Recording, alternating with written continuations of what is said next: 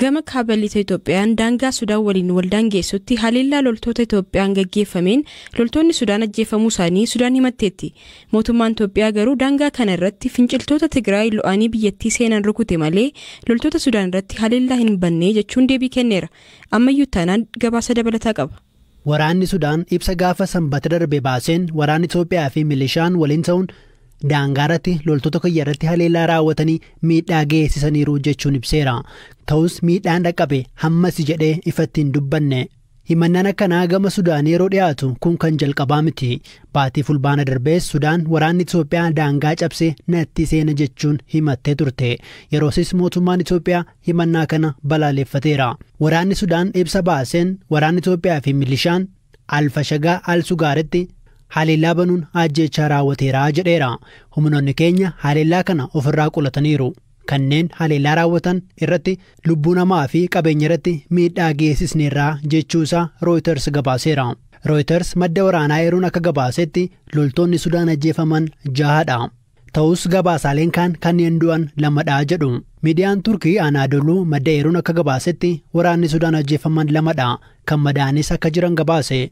Dabalataanis maddi kun Sudaan Tribune waabeeffatee akka gabaasetti Itoophiyaan midhaan qonnaan bultoonni naannoo Amaaraa facaasan akka sassaaban tumsuuf akkasumas finciltoota Tigraay danquu fi tarkaanfii kana kan fudhattee jedheera. Dhimma kana irratti deebii kan kennan Ministeer Deetaan Ministeera Tajaajila Kominikeeshinii Mootummaa Itoophiyaa Aadde Salaamaawit Kaasaa gama Sudaaniin irra deddeebiin finciltoonni Tigraay gara Itoophiyaa seenuuf ni carraaqu jedhan. Itoophiyaan hariiroon biyyoota lamaanii akka miidhamuu akka hin barbaanne simaniiru. ከሰሞኑ በተለይ በሱዳን በኩል ሰርገው የገቡ eenye kana keessumaa karaa Sudaaniin seenuun gartuuleen humna balleessaa kana uummata irratti miidhaa geessisuuf yeroo yaalanitti mootummaan tarkaanfii fudhachuun isaan yaadatama. Kana garuu miidiyaaleen adda addaa karaa dogoggora ta'een yommuu gabaasan agarreerra. Keessumaa miidiyaaleen tokko humna waraanaa Sudaan irratti haleellaan raawwatameera jedhanii akkaataa isaanitti gabaasan guutummaan guututti dogoggora ta'uu isaa ibsuu barbaanna. Gartuun shororkeessaa Itoophiyaa diiguuf hidhatee kee Sudaaniin bakka itti dhokatu akka hin goonee fi darbeeyyuu miidiyaalee tokko irraa hariiroo biyyoota lamaanii summeessuu fi balleessuuf jecha gabaasaaleen ba'an kunneen biyyoota lamaan miidhuuf kan ka'an ta'uu isaanii hubannoo keessa galchuun mootummaan Itoophiyaa kun hariiroo biyyootii lamaanii irratti dhiibbaa uumuu akka hin dandeenye guutummaatti akka amanu ibsuun barbaada. ጫና እንደማያሳድር ያለውን እምነት መግለጽ እወዳለሁኝ. Waggoota dheeraaf qonnaan bultoonni Itoophiyaa lafa qonnaaf mijatuu fi Alfashagaa jedhamu qotataa turan. Lafti kun garuu kiyya jechuun Sudaan ni himti. Waggaa tokko dura waraanni Tigraay keessatti yeroo jalqabe waraanni Itoophiyaa lafa kana gadhiisuun lolaaf socho'u hordofeeti. Waraanni Sudaan bakkicha kan to'ate. Hariiroon biyyoota lamaanii keessumaa erga Itoophiyaan hidha Abbayyaa bishaaniin guuttee fi muddamni daangaa gubbaa dhalatees hammaateera. Sanbata miidiyaa isaa TV'tti kan dubbatan Itaa Maajoor Shumiin waraana Itoophiyaa Jeneraal Biraanuu Juulaa Itoophiyaan rakkoon wiil-dhabdee daangaa karaa nagaa akka furamu akka fedhii qabduu fi waraanni isaanii fedhii lola Sudaan akka hin qabne himuun ta'us finciltoota Tigraayiif Sudaan da'oo kenniteetti jechuun himataniiru.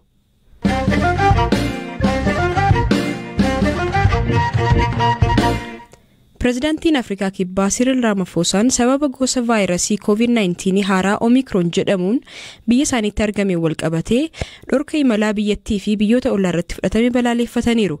Biyyoonni akka UK, Gamtaa Awurooppaa fi Ameerikaan kanneen dhorkaa imalaa kaan keessatti kan argaman yoo ta'u, gosti vaayirasichaa Omicron jedhamu kun gosa baay'ee yaaddeessaadhas jedhameera. Eliyaas Mulugeessaa gabaasa dabalataa qaba. Gosti koronaa vaayirasii haaraa Omicron jedhamu kun jalqaba baatii kanaatti Afrikaa Kibbaa keessatti argamuun torban darbe dhaabbata fayyaa addunyaatti gabaafame. Gosti vaayirasii haaraa kunis Afrikaa Kibbaa bulchiinsa Gauteng keessatti torbanoota lamaan darban keessa mul'achuun amma bulchiinsota biyyattii hundatti faca'eef ka'umsa jedhameera. UK keessattis namoonni Omicron kanaan qabaman 9 hanga ammaatti kan argaman yoo ta'u, Portugal keessatti ammoo taphattootaa fi hojjettoota kilaba tokkoo 13 irratti vaayirasiin kun argameera. Ogeessi dhibeewwan daddarbanii Afrikaa Kibbaa Profeesar Salim Abdul Karim akka jedhanitti gosti vaayirasichaa haaraa Omicron jedhamu kun gosoota vaayirasichaa kanaan duran turan caalaa mallattoo dhukkubbii addaa agarsiisaa kan jedhu irratti ammatti beekuun akka hin danda'amne himaniiru. Ragaaleen Afrikaa kibbaa keessatti argaman vaayirasiin haaraa kun mallattoolee dhukkubbii adda ta'e akka hin qabnee fi namoonni hubaman miira fuunfachuu fi dhandhamuu isaanii dhabuu baatanis mallattoon akka dadhabbii cimaa fi rukuttaan onnee ol ka'aa ta'e argamuu isaa ibsaniiru. Namoonni gosa vaayirasii haaraa omikroon kanaan hubaman talaallii fudhatanis fudhachuu baatanis namoota gosa vaayirasichaa biroon hubaman caalaa dhukkubbii cimaan hubamuu fi hospitaala seenuu isaanii irratti ragaan argameen jiru jedhaniiru. Profeesar Salim dabaluun dilbata irraa eegalee biyyoonni 11 ta'an namoota gosa vaayirasii omikroon kanaan hubaman argachuu isaanii himuun daangaa cufachuun garuu homaa bu'aan qabu jedhaniiru. Dhaabbanni fayyaa addunyaas tarkaanfii dhorkaa biyyoonni atattamaan taasisaniif akeekkachiiseera. Tarkaanfii balaa bu'uureeffatee fi saayinsawaa ta'uu qabaata jedheera. Dhaabbatichatti Daayirektarri Afrikaa Matshidiso Moitii guyyaa dilbataa akka jedhanitti omikroon amma addunyaa bakkeewwan garagaraatti mul'ateef dhorkaa imalaa Afrikaa irratti xiyyeeffate kaa'uun tokkummaa addunyaa miidha jedhaniiru. Pireezidaantiin Afrikaa kibbaa Cyril Ramaphosa gama isaaniitiin dhorkaa kaa'ameef bu'uurri saayinsawaa ta'e akka hin jirree fi Afrikaan kibbaa haala malee loogiin irratti raawwatame jedhan. Itti dabaluunis dhorkaawwan kunneenis facaatii vaayirasichaa ittisuuf kan hin gargaarredhas jedhaniiru.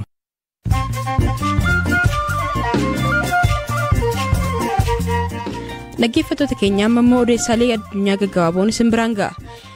Daandiin qilleensaa Yuugaandaa kuruphisa nyaataaf qophaa'ee xiyyaara balali'aa jiru keessatti gurguramaa ture dhorkeera. Gochi kun gabaaf jecha imaltoota hokkoraa hin malleef saaxila jechuunis daandiin qilleensaan kun kan hime yoo ta'u, hojjettooti isaa hojii irraa dhorkaman akka jiranis miidiyaaleen biyyattii gabaasaniiru. Lammii Ameerikaa Mizuuriitti sobaan namoota 3 ajjeeseera jedhamuun himatamee hidhaa waggoota 42 booda tibbana gadhiifame Kevin Stickland jedhamu deeggaruuf namoonni doolaara Ameerikaa miliyoona 1.5 walitti qabani. Kevin umurii ganna 62tti kibxata darbe hidhaarraa kan gadhiifame yoo ta'u, umurii ganna 18 yommuu to'annoo jala oolfame irraa kaasee yakka sana hin raawwanne jechuun nama qulqulluu akka ta'e falmataa tureera. Taanzaaniyaatti bulchiinsa walabaa kan taate Zanzibar keessatti namoonni foon qocaa summaa'aa sooratan 7 du'anii 24 ammoo wal'aansaaf hospitaala galuun gabaafame. Foon qocaa hawaasa qarqara garba Indiyaa jiran biratti nyaata beekamaa ta'us gosti amma namoota balaa kanaaf saaxine gosa summii qabu akka ta'e amanama.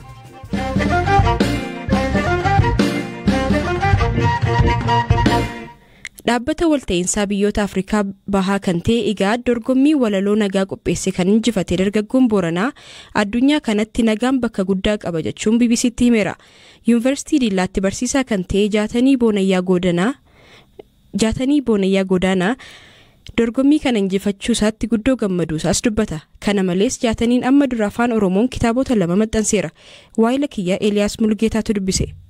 Badhaasi dhiyoo kanaa nageenya irratti armaan dura ji'a Guyyaa keessa 2021 dhaabbatii IGAD jedhamu kun karuma peejii isaanii waa'ee nageenya irratti namoota walaloo akkasumallee fiilmiin dandeettii qabanii dorgomsiisee online irratti barreessanii waan kana irratti namoota walaloo barreessan namoota fiilmii hojjetan artii garaagaraatiin footoonis yoo ta'e akka waa'ee nageenya achirratti ibsanii ka jedhu ba'ee ture.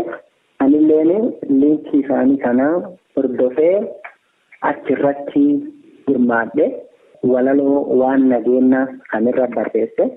Waan kana hin ergee hin dedheeyyu anilleen irraan fadhee sun taa'e deebii gari ji'a agreessoo gadi shaneessootu deemuu jirru. Dhiyeenya kana immoo imeeliin waan sanirratti injifatanii jirtanii rikogneeshinii akkan argatanii jedhu argine. Xiqqaattee guddattu maallaqaa fi waraqaa beekamtiiti wanni waliin jira. Dhaabbatichi kuni deebii akkamii isinii kenne? Inni waan jedhu kennaa kana beekamtii kan kasan jajjabeessinuuf namni yeroo ammaan kana nageenyi waan guddoo dansaati. Namni ammoo haima waan nageenya irraa yaada akkana qabaachuu waan akka malee guddaati. Hapheeni sankara nageenya waan kan gootan waan akka malee jajjabeeffamuu qabu. Akka biyya kanaatti ammoo namni biyya keenya kun waan akkanaatu irratti hirmaatu yeroo hedduu mul'atu. Kanaaf wanni kun waan jajjabeeffamuu qabaati. isaan nama mataa karaa hawaan kana biyyatti san keessa tolcheedhani. Walaloon isin dhiyeessitan kuni haala biyya keessa jiruun wajjin wal qabsiistanii hagam barbaachisaadha jettanii yaaddu? Biyya Afrikaa yookaan Itoophiyaa yookaan Oromiyaa akkas keessaa diqqeessee hin jedhu walaloo walitti qaba. Juuliyaan tuni namallee ta'e uumama dhibiillee ta'e cufaafiyyuu nagaan malee. Nu ammoo ilmeen nama nagaa kan nama qofaaniti ka bineensaallee eeguu fi dirqam qabnaa waan waafi nu kennee jira jechuudha. Kanaaf walaloo xiyyaa achi keessatti akka nageenyi uumamaaf dhala namaatiif barbaachisaa waan akkasiiti. Kanaaf akka jechuun eegee addunyaa dubbatte Afrikaallee ta'ee biyyateenallee ta'ee achi keessatti hin hammatamti jechuudha. Mee muraasa keessaa nu jechuu dandeettu? Black and white. Oh, for another color, the creature is unique. For all the creation, this is the life, to live the life in the world better. Gartee gurraachaaf adii jidduu yoo fedha hadifa kakka uumame seen takka uumamooti cufaafu nageenyi jireenyi gansa jiraachuuf nagayi jabeessaa duuniyaa maraa keessaa jedhe. Ulfaadhu galatoomi. Galata qabdani. Ayyee.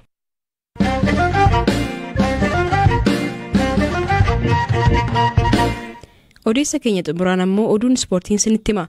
Dorgommiin Piriimeer Liigii Ingilizii guyyoota dhuma torbee kaleessaa fi dheengadda taphatamaniiru. Taphoonni gariin haalli qilleensaa hamaa fi cabbiin utuma bu'uu gaggeeffamanis sababuma kanaan taphni haqamees tureera. Eeliyaas Mulugeeta.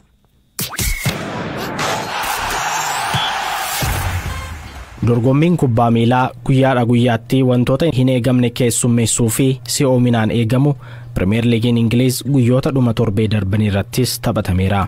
Tapha jalqabaa sanbataan Arsenaal Niwukaasel keessummeessuun 2-2 injifateera. Liigichaan sadarkaa sadaffaarra kan ta'e Liverpool ga'umsa gaarii agarsiisaa kan jiru wayita ta'u dirree Anfield irratti Southampton keessummeessuun 4-2 injifateera. Taphoonni gurguddoon kaan guyyaa dilbataa kan taphataman hoggaa ta'u guyyaa kanatti haalli qilleensaa haalaan jijjiiramuun taphoonni garri caalan cabbiin otuma bu'uu gaggeeffamaniiru. Taphni Barnlee fi Tottenham garuu cabbiin cimuu isaatiin guyyaa biraaf dabarfameera. Haala hin eegamneen kilabni barana Piriimeer Liigitti ol guddate Brentford Evertoniin 1-2 kan moote wayita ta'u Leicester City ammoo Watfordiin 4-2 injifateera. Taphoonni haalaan eegamaa turan biroon ammoo Manchester City fi West Ham United walitti fidaniiru. Tapha kanaan Man Cityin 2-1 moochuun qabxii 29 sadarkaa lammaffaarra taa'eera. Taphni si'oominaan eegamaa ture kadhibii ammoo Chelsea fi Man United walitti fideera.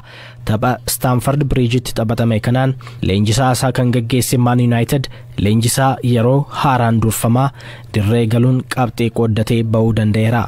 Taphichis 1-1 walqixa xumurameera. Chelsean qabxii 30 liigicha dursaa kan jiru waggaa ta'u Man United ammoo 8ffaarra taa'eera. Egaan dhaggeeffattoota keenyaa sagantaa keenya galgala kanaaf qixeeffanne kanumaan xumurreerra. Saganticha kan qopheesse Eeliyaas Mulugeetaa kan isiniif dhiyeesse immoo Ana Firaafoolii Dhugaasaadha. Sagantaa wal fakkaataan boru walitti deebina. Nagaan bulaa.